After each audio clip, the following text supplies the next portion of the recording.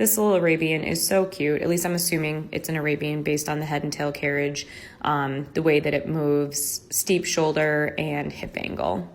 With this first fence you're about to see, the rider is a little bit dramatic in her release, and the corrections I would have mentioned, here she does them herself. Shout out to your trainer if that was an exercise she chose to do with you. So while they flat a little bit here, I'll discuss the jumping, because on the flat, she maintains a straight line through her ear, shoulder, elbow, hip, and heel, but she's a very tall rider in her torso and her leg on a horse that is rather compact. So it's important that she is quiet when going into her 2-point to simply counteract the horse's motion versus throwing the horse off balance. So in her first video, she's a little bit dramatic and twists her upper body, which most riders do over a fence in which you're changing direction immediately afterwards. But it's important to understand that less is more in those situations, where then her next fence, she's a little bit quieter and stays taller through the exercise. Land 1, 2, 3, chip 4. So this little powerhouse is compact but has a big stride for its build.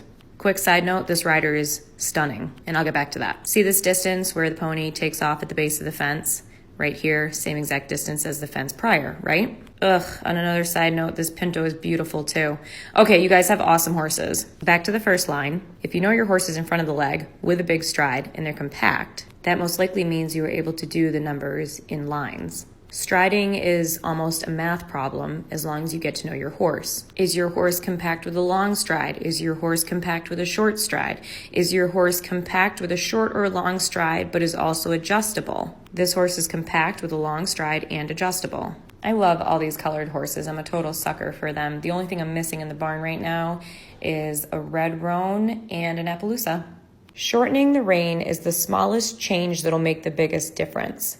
While this horse can jump on a loose rein, this rider needs to learn to maintain contact.